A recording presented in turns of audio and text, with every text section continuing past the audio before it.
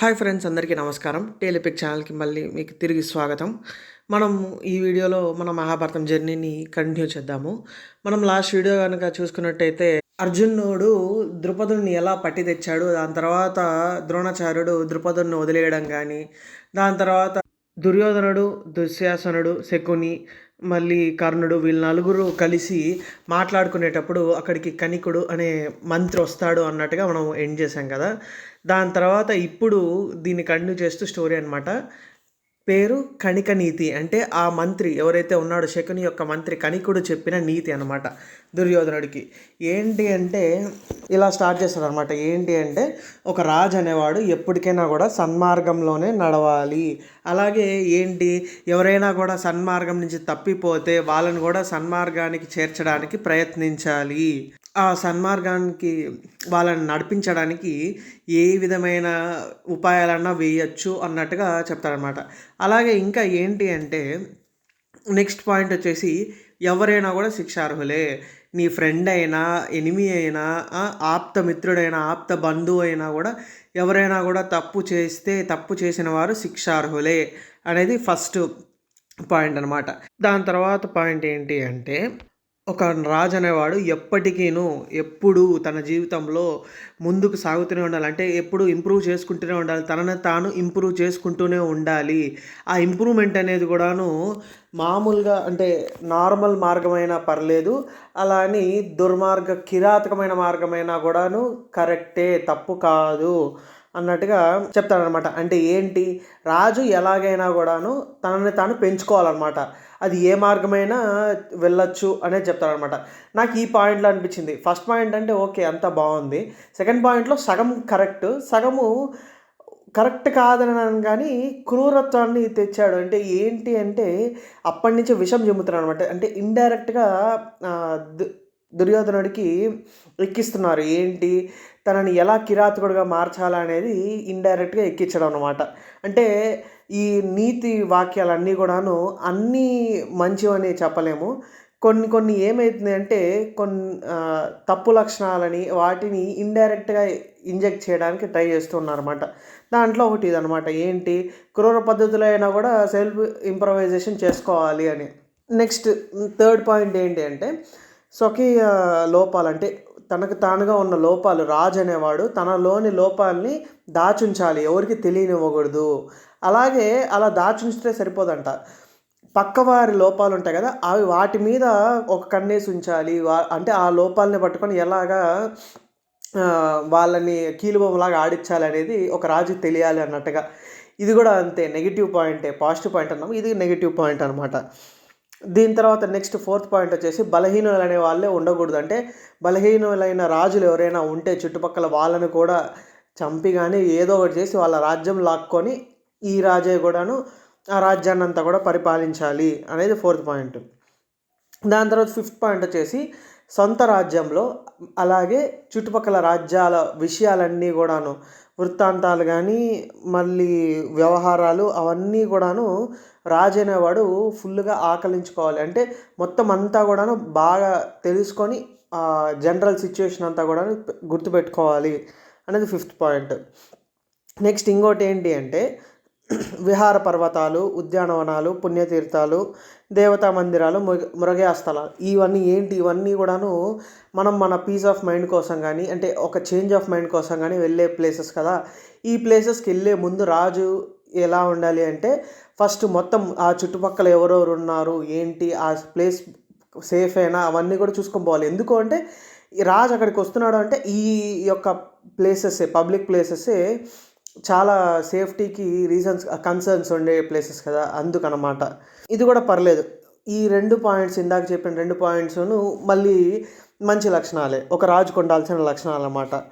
దీని తర్వాత రాజు అనేవాడు ఎవరిని నమ్మకూడదు, రహస్య ఆలోచనలు ఉండాలి. అంటే కొన్ని రహస్య ఆలోచనలు పెట్టుకోవాలి, ఎవరికి చెప్పకుండా తన మైండ్లో తనే పెట్టుకొని ఉండాలి రాజు అనేవాడు. ఎవరిని నమ్మకూడదు, నమ్మినట్టే ఉండాలి కానీ నమ్మకూడదు. ఇది ఒక పాయింట్ అనమాట. ఇది పర్లేదు, కాషన్, ఒక ఒకందుకు ఇది మంచిదే. కానీ ఏంటి అంటే ఇప్పుడు ఏమవుతుందంటే ఇది మంచిదే కానీ ఆ ఆర్డర్ ఆఫ్ ఉన్నాయి కదా, ఆ నీతి వాక్యాలు ఏ ఆర్డర్లో అయితే ఉన్నాయో ఆ ఆర్డర్ ప్రకారం ఏమవుతుందంటే స్లోగా ఈ యొక్క లైన్ అనేది నెగిటివ్ సైడ్కి వెళ్ళిపోతుంది అనమాట. ఏంటి అంటే అందరినీ సస్పీషియస్గానే చూడు అన్నట్టుగా వెళ్ళిపోతుంది. మామూలుగా అయితే ఓకే, సస్పిషన్ ఒక రేంజ్ వరకు ఉంచుకోవాలి రాజు అనేవాడు, నమ్మాలి కొంతమందినైనా. అలా కాకుండా ఇవన్నీ ఒక్కొక్కటి చెప్పుకుంటూ ముందు నుంచి రావడం వల్ల ఏదనేది ఫుల్ నెగిటివ్ టర్న్ తీసుకుంటుంది అనమాట మన థాట్స్లో. ఎంత బాగా సెట్ చేయడం అనేది చూడండి.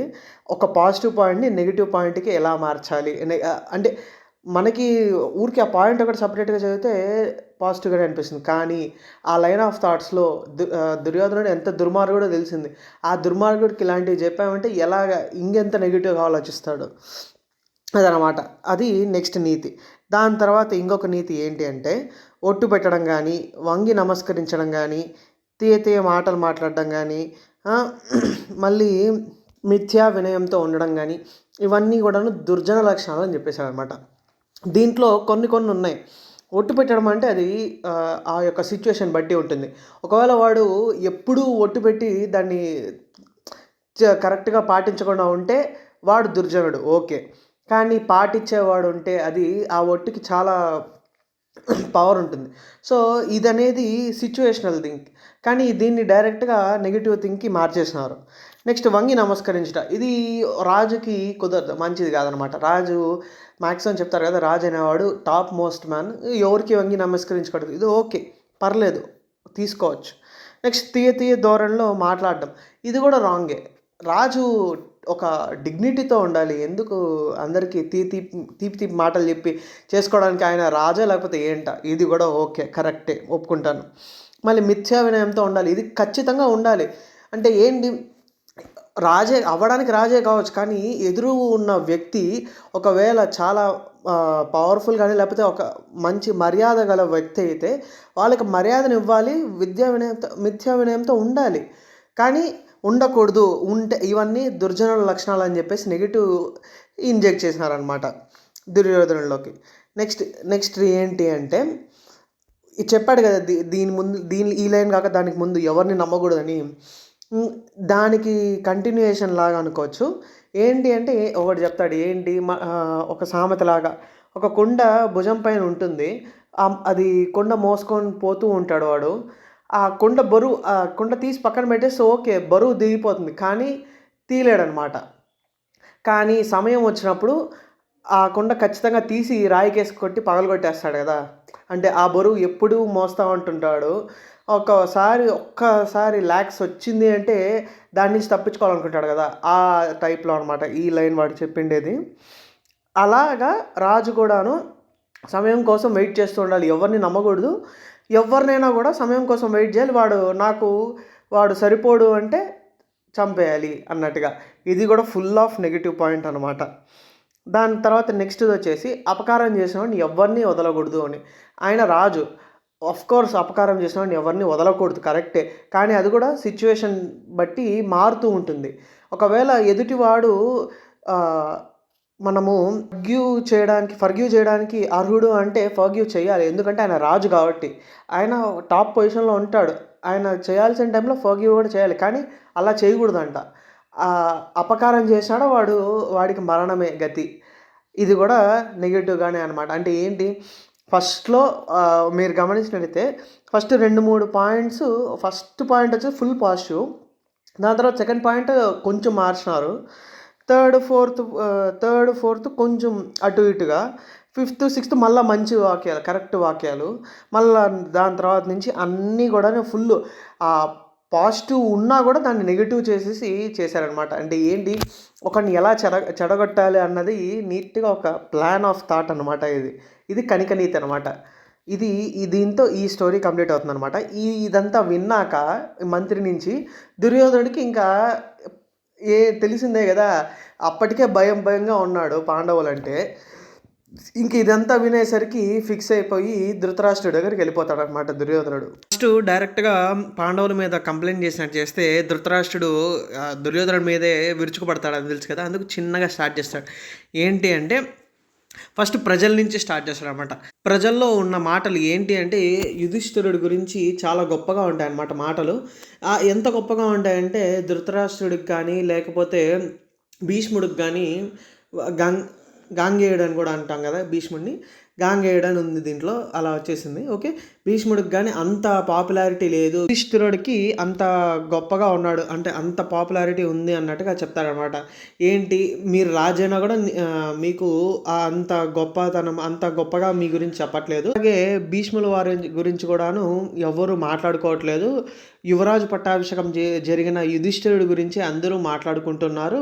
మీరు యుధిష్ఠిరుడికి పట్టాభిషేకం చేయడం వల్ల ఒక పర్మనెంట్ పోస్ట్ వచ్చేసింది కాబట్టి మీ తర్వాత రాజు యుధిష్ఠిరుడు అవుతాడు కాబట్టి అందరూ కూడాను యుధిష్ఠిరుడి గురించే మాట్లాడుకుంటున్నాడు అని ఎక్కిస్తాడనమాట. ఎక్కించి ఇలా ఉంటే మేము ఎలా ఉండాలన్నట్టుగా చిన్నగా చెప్తూ ఉంటాడు. సరే దానికి నేనేం చేయాలన్నట్టుగా ధృతరాష్ట్రుడు అడిగితే మీరేం చేయగలుగుతారు, మీరు ఏం చేయలేరు, ఇలాగే ఉంటే వాళ్ళ ఇదనేది పాపులారిటీ ఎక్కువైపోయి లాస్ట్కి మా యొక్క జీవితాలు చాలా బ్యాడ్గా అయిపోతాయి అన్నట్టుగా, అంటే దారిద్రంలోకి వెళ్ళిపోతాయి అన్నట్టుగా చెప్తాడనమాట. దానికి ధృతరాష్ట్రుడు నేనేం చేయగలను దానికి అన్నట్టుగా అంటే వాళ్ళని వేరే ప్రదేశానికి కొంతకాలం పాటు వేరే ప్రదేశానికి పంపించేయండి అన్నట్టుగా అంటాడనమాట. దానికి ధృతరాష్ట్రుడు ఒప్పుకోడనమాట. లేదు, ఎలాగా, వాళ్ళు యువరాజులే కదా, అంటే వాళ్ళు కూడా రాకుమారులే కదా, ఎందుకు అలా పంపించాలి, వాళ్ళు కూడా నా యొక్క తమ్ముని యొక్క బిడ్డలే కదా, అప్పట్లో నా తమ్ముడు రాజ్యాన్ని నాకు అప్పచెప్పి మొత్తం చుట్టుపక్కల అంతా కూడాను తన జనరల్ లాగా ఫైట్ చేశాడు, రాజ్యం గురించి ఎప్పుడు కానీ తమ్ముడు తీసుకోలేదు. అలాగే ఇంకా ఏంటి అంటే ఎవరైనా కూడా ఏదైనా గిఫ్ట్గా ఇచ్చినా కూడా పాండురాజు తిరిగి తెచ్చి అది ధృతరాష్ట్రుడికి ఇచ్చేసేవాడు అనే మాట చెప్తాడనమాట. అలా ఉండేవాడు ఆయన కొడుకు ఎవరు, యుధిష్ఠిరుడు. యుధిష్ఠిరుడు కూడా అంతకన్నా మంచివాడు కాబట్టి మీకేం ప్రాబ్లం రాదు అన్నట్టుగా ధృతరాష్ట్రుడు రివర్స్ సమాధానం చెప్తే దానికి దుర్యోధనుడు ఇంకా అర్థమైపోయి సరే ఇది ఇట్లా కుదరదని చెప్పేసి ఓకే. సరే అది అలాగే ఉండనివ్వండి. కానీ ఇప్పుడు వాళ్ళందరిది పాపులారిటీ ఎక్కువైపోయింది కదా! వాళ్ళ వల్ల మేము కూడాను మొత్తం మా దగ్గర ఉన్నదంతా కూడా ఇచ్చేస్తే గానీ మేము ఇక్కడ నీట్‌గా బతకలేకున్నాం. అంటే వాళ్ళ ధన సంపద అంతా కూడాను దానం చేస్తే తప్ప వాళ్ళతో పాటు మేము ఉండలేకపోతున్నాము అన్నట్టుగా దుర్యోధనుడు చెప్తాడనమాట. కాబట్టి కొన్ని రోజుల పాటు వాళ్ళని వారణావత నగరానికి పంపించండి. పంపించినప్పుడు మేము మా యొక్క పవర్‌ని మేము స్టెబిలైజ్ చేసుకుంటాం ఇక్కడ. అప్పుడు మళ్ళీ వాళ్ళని తిరిగి హస్తినాపురానికి రమ్మనండి అన్నట్టుగా ధృతరాష్ట్రుడికి చెప్తారనమాట. ఇది రెండోసారి కదా చెప్పడము. అప్పుడు ఇక్కడ ధృతరాష్ట్రుడు ఒక్క నిమిషం ఆలోచించి నేను అలా చెప్పలేను, నాకంత మనోధైర్యం రావట్లేదు, లోపల నుంచి బయటికి మాట రావట్లేదు, అలా వాళ్ళు రాకుమారుని అలా చెప్పాలని నాకు అనిపించలేదు. అలాగే ఉన్నారు కదా ఎవరు, భీష్ముడు, విదురుడు, కౌరవ వృద్ధులు, వాళ్ళందరూ కూడాను దీనికి యాక్సెప్ట్ చేయరు, ఇది ఒప్పుకోరు అన్నట్టుగా కూడా చెప్తాడనమాట ధృతరాష్ట్రుడు. దానికి దుర్యోధనుడు ఇలా సమాధానం ఇస్తాడు. భీష్ముల వారు ఎప్పటి నుంచో అసలు ఆయన రాజ్యాన్ని చేయట్లేదు కదా, రాజ్యాన్ని పరిపాలన చేయట్లేదు కాబట్టి భీష్మ పితామహులు భీష్మ పితామహులకి ఇష్టమే కాబట్టి ఆయన రాడు. దాని తర్వాత అశ్వత్థాముడు నా స్నేహితుడు కాబట్టి అశ్వత్థాముని యొక్క తండ్రి ద్రోణాచార్యుడు తన కొడుకు మీద ప్రేమతో ఆయన కూడా నాకు ఎదురు చెప్పరు. ఆ యొక్క ద్రోణుని యొక్క బంధువే కదా ఎవరు, కృపాచార్యుల వారు, కాబట్టి ఆయన కూడా ఏమీ చెప్పడం నా వైపే తీసుకుంటాడు. లాస్ట్ ఇంకా మిగిలింది కురువృద్ధులు మరియు విదురుడు. కురువృద్ధులకు కూడా నా మీద అదే మంచి ప్రేమ ఉంది, మంచి మాట ఉంది కాబట్టి వాళ్ళు కూడా నా సైడ్ తీసుకుంటారు. విదురుడు అంటారా, ఆయన కొంచెం పాండవుల పైన కొంచెము కానీ అవన్నీ ఎక్కువే ఉన్నాయి, కానీ ఆయన కూడా ఇప్పుడు దీనివల్ల ఈ సిచ్యువేషన్ వల్ల ఏమీ పెద్ద ప్రాబ్లం రాదు అనిపిస్తే ఆయన కూడా దానికి ఏమీ మాట చెప్పరు అన్నట్టుగా చెప్పి ఒప్పిస్తాడనమాట ధృతరాష్ట్రుడిని. దీని తర్వాత దుర్యోధనుడు తన గృహానికి వచ్చిన తర్వాత వచ్చి తన యొక్క మంత్రివర్గం ఉంటుంది కదా, ఆ వర్గాన్నంతా పిలిపించి చిన్నగా చెప్తాడనమాట. ఏంటి అంటే పాండవులకి ఇలా వారణావత నగరం గురించి చెప్పండి, వాళ్ళకి ఆ నగరానికి వెళ్ళేందుకు అంటే ఒక ప్లేస్ గురించి అలా చెప్తూ ఉంటే మనకి అక్కడికి వెళ్ళాలనిపిస్తుంది కదా, ఆ థాట్ని రప్పించండి అన్నట్టుగా చెప్తాడనమాట. అప్పటి నుంచి కూడాను ఈ మంత్రివర్గం అంతా కూడాను పాండవుల దగ్గర వారణావతార నగరం గురించి డైరెక్ట్ కానీ ఇండైరెక్ట్గా కానీ ఏదో ఒక పాయింట్తో లేవనెత్తి దాని గురించి చెప్తూ ఎంతో అందంగా ఉంటుంది, సౌందర్యంగా ఉంటుంది, నదులు బాగున్నాయి, దానికి చాలా దగ్గర నది, పుణ్యనది, దాంట్లో స్నానం చేయడం మంచిది, అలాగే ఆ నగరం కూడాను చాలా బాగుంటుంది, నగరం చుట్టుపక్కల సీనరీ కూడా చాలా బాగుంటుంది అన్నట్టుగా వీళ్ళు ఎక్కిస్తూ ఉంటారనమాట. ఇలా ఎక్కిస్తూ ఉండగా పాండవులకి ఒక స్టాంప్ పడిపోతుంది. ఏంటి, వారణావత నగరానికి వెళ్ళాలి, బాగుంటుంది అక్కడ, చాలా బాగుంటుంది అనిపిస్తుంది అన్నట్టు పడిపోతుంది. ఇది కన్ఫర్మ్ చేసుకున్న దుర్యోధనుడు ఏం చేస్తాడంటే చిన్నగా ధృతరాష్ట్రుడు చెవులో వేస్తాడనమాట. ఏంటి, పాండవులు పంపించే టైం వచ్చింది అని. అలా వేయగానే ధృతరాష్ట్రుడు ఒకరోజు యుధిష్ఠిరుడిని పిలిచి వారణావత నగరం గురించి చెప్పి అక్కడికి వెళ్ళమని చెప్పి చెప్తాడనమాట. డైరెక్ట్గా చెప్తాడు. యుధిష్ఠిరుడికి అర్థమవుతుంది ఏంటి, ఎందుకు ఇలా అంత సడన్గా పంపిస్తున్నారు అనేది ఒక విధంగా అర్థమవుతుంది ఏంటి అనేది. కానీ ఏం చేయగలుగుతాడు, రాజు ఆజ్ఞ కదా, అందుకని చెప్పేసి వీళ్ళు ప్రయాణం స్టార్ట్ చేయడం, అదే ప్రయాణానికి సంబంధించినటువంటి సమకూర్చుకోవడానికి స్టార్ట్ అవుతారనమాట.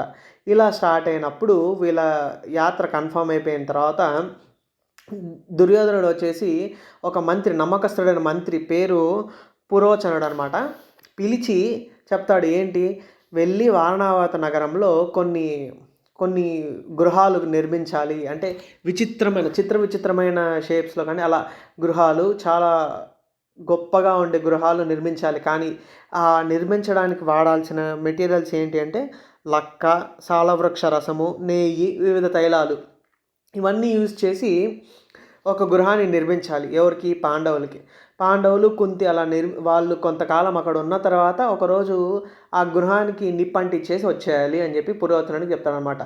అలా వాళ్ళందరినీ చంపేయాలనేది దుర్యోధనుడి దుష్ట ఆలోచన. దీని తర్వాత ఇంకా వెంటనే పురోచనుడు వారణావత నగరానికి వెళ్ళి ఈ భవనాలని నిర్మింపజేస్తూ ఉంటాడనమాట. ఈ భవనాలను నిర్మించిన తర్వాత పురోచనుడు ఇలా హస్తినాపురానికి రాగానే ఇక్కడ వీళ్ళ పాండవుల యొక్క యాత్రకదే వీళ్ళ యొక్క జర్నీకి మొత్తం సంసిద్ధం అవుతుందన్నమాట. సరే అని చెప్పేసి వీళ్ళు స్టార్ట్ అవుతారనమాట ఇక్కడి నుంచి. ఇలా స్టార్ట్ అయినప్పుడు ప్రజల్లో కూడాను కొన్ని మాటలు జరుగుతూ ఉంటాయి. ఏంటి అంటే, ఎందుకు ఈ టైంలో ఎందుకు పాండవులందరినీ అలా పంపించేస్తున్నారు, దానికి కారణం ఏంటి, ఉన్నారు కదా భీష్ముడు, కురువృద్ధులు, వాళ్ళంతా పెద్దలు, విదురుడు, వీళ్ళంతా ఉన్నారు కదా, ఎందుకు ఇలా ధృతరాష్ట్రుడు చెప్పిన ఆజ్ఞని ఇలా ఏమీ అనకుండా పాటిస్తున్నారు, ఏంటి కారణం అనేది కొన్ని డౌట్స్ లేవనెత్తి వీళ్ళు ఫిక్స్ అవుతారు. ఏంటి అంటే, పాండవులు ఎక్కడుంటే మేము అక్కడే ఉంటాము అని చెప్పేసి వాళ్ళ వెనకల వెళ్ళడానికి, ప్రయాణం అవ్వడానికి సిద్ధం అవుతూ ఉంటారనమాట. అలా అవుతూ ఉండి అది గమనించిన యుధిష్ఠిరుడు ఏం చెప్తాడంటే, మీరేమీ భయపడకండి, హస్తినాపురంలోనే మీరు ఉండాలి, ఎందుకు ఇలా చేస్తున్నారు, మహారాజా ఆజ్ఞ మీద మేము కొన్ని రోజులు అక్కడికి వెళ్ళి మళ్ళీ తిరిగి ఈ కరినగరానికి వచ్చేసి మేము ఇక్కడే ఉంటాము మీతో పాటు, కొన్ని రోజులు విహారయాత్రకు అన్నట్టుగా అనుకోండి అని చెప్పేసి వాళ్ళ ప్రయాణాన్ని ఆపించేశాడనమాట. వాళ్ళని కాంప్రమైజ్ చేసేస్తాడనమాట యుధిష్ఠిరుడు. సరే అని చెప్పేసి కాంప్రమైజ్ వీళ్ళు ఆగిపోతారు. వీళ్ళందరూ కూడాను ప్రయాణం అయ్యి వారణావతానికి వెళ్దాము అనుకున్న టైంలో విదురుడు వస్తాడనమాట. వచ్చి యుధిష్ఠిరుడికి కొంచెం చిన్నగా, ఎవరికి అవ్వని భాషలో యుధిష్ఠిరుడికి ఒక్కటే అర్థమయ్యేట్టుగా కొన్ని మంచి విషయాలు, మంచి మాటలు చెప్తాడనమాట. అలా చెప్తూ కూడా ఎలా చెప్తాడంటే, మీ పాండవులకి నేను ఇంకొక విషయం చెప్పక్కర్లేదు, మంచి విషయం, కానీ ఒక పెద్దవాడిగా నేను మీకు చెప్తున్నాను అన్నట్టుగా వాళ్ళకి కొన్ని మంచి మాటలు చెప్తాడనమాట. అలాగే యుధిష్ఠిరుడికి చిన్న అలర్ట్ ఇస్తాడు. ఆ అలర్ట్ గురించి కుంతిమాత అడుగుతుంది. ఎందుకంటే ఓన్లీ యుధిష్ఠిరుడికి అర్థమయ్యేట్టుగా చెప్తాడనమాట విదురుడు. దాని గురించి అడిగేసరికి యుధిష్ఠిరుడు చెప్తాడనమాట. ఏంటి అంటే, ఇలా టైంలో పంపించేస్తున్నారు కదా, వాళ్ళు ఏదో స్కీమ్స్ చేస్తున్నారు, సో మీరు కరెక్ట్గా అంత కాషియస్గా ఉండండి, పక్కదారి పట్టద్దండి, చాలా అప్రమత్తంగా ఉండండి అని చెప్పినారన్నట్టుగా యుధిష్ఠిరుడు చెప్తాడనమాట. దీని తర్వాత వీళ్ళ ప్రయాణం అయ్యి వీళ్ళు వారణావత నగరాన్ని దగ్గరికి చేరుకుంటారనమాట. వీళ్ళు రోహిణి నక్షత్రం రోజున పాల్గొన మాసంలో శుద్ధ అష్టమి నాడు లోపలికి, వారణావత నగరం లోపలికి ఎంటర్ అవుతారనమాట. ఎంటర్ అవగానే ఉన్నాడు కదా పురోచనుడు, వచ్చి ఈ యొక్క లక్క ఇంటిని వీళ్ళకి చూపించి అక్కడ ఏర్పాటు చేస్తారనమాట. వీళ్ళ యొక్క బస అంతా కూడాను. ఇది ఇక్కడి వరకు అంతా బాగానే ఉంది. దీని తర్వాత పురోచనుడు వెళ్ళిపోతాడు హస్తినాపురానికి. వీళ్ళందరూ కొంతకాలం తర్వాత ఏంటి అంటే, యుధిష్ఠిరుడు భీముడితో ఇలా అంటాడనమాట. ఇదేదో పెద్ద స్కీమ్‌లానే ఉంది. ఈ ఇల్లంతా గూడాను ఆయుధగారానికి చాలా దగ్గరగా ఉంది. నిప్పు అంటుకునింది అంటే మొత్తం కాలిపోతుంది. అలాగే ఈ ఇల్లు గూడాను మొత్తం లక్క వాసన వస్తోంది. పరిమళాలు అంటే వీళ్ళు ఎంటర్ అయినప్పుడు మొత్తం పరిమళాలతో చేసుంటారనమాట. కానీ ఏంటి ఎన్ని రోజులు ఉండదు గదా! ఆ పరిమళం అనేది. పోయిన తర్వాత ఆ లక్క యొక్క వాసన వస్తోంది దీంట్లో అనే విషయాన్ని భీముడితో అంటూ ఉంటాడనమాట యుధిష్ఠిరుడు. అంటే ఏంటి దీని తర్వాత ఏమైతుంది అంటే భీముడు వెంటనే వెళ్ళి ఆ యొక్క మనం ఇక్కడి నుంచి తప్పించుకునేసి పురోచనుడిని ఈ ఇంట్లో వేసేసి ఇల్లు తగలబెట్టేద్దామా చంపేద్దామా అన్నట్టుగా అంటే వద్దు నువ్వు అలా చెయ్యొద్దు. మనం ఏ విధంగా డౌట్ వచ్చిందని మన ఎక్స్ప్రెషన్లో చూపించినా కూడా పురోచనుడు వెంటనే దీనికి అగ్గిపెట్టేసి వెళ్ళిపోగలడు. కాబట్టి మనము ఎవరికి ఈ విషయం తెలిసినా కూడా తెలియనట్టే ఉండాలి. తెలిసినంత వరకు ఇది ఆ దుర్యోధనుడి యొక్క పన్నాగమే. కాబట్టి మనం చాలా అప్రమత్తంగా ఉండాలి. మనం ఏమాత్రము ఇది చేసినా కూడా ఆ కాన్సిక్వెన్సెస్ మనం భరించలేము. ఈ యొక్క అగ్గిలో నుంచి మనం తప్పించుకోవడం ఈజీనే. కానీ ఈ తప్పించుకున్నాక మనము బయట పడిపోతామని చెప్పలేం కదా! ఎందుకు వేసిన స్కీమర్ అట్లాంటోడు. ఆ స్కీమ్ అనేది అట్లుంటుంది అన్నట్టుగా ఆ మాటలు చెప్తాడనమాట యుధిష్ఠిరుడు. దీంతో ఈ స్టోరీ కంప్లీట్ అయింది. ఈ వీడియో కూడా కంప్లీట్ అయింది. నెక్స్ట్ వీడియోలో మళ్ళీ మన మహాభారతం జర్నీని కంటిన్యూ చేద్దాము. Thank you for being with me till the last of the video. Please like, comment, share my video. Please subscribe to my channel Tale Epic. Thank you. See you in the next video.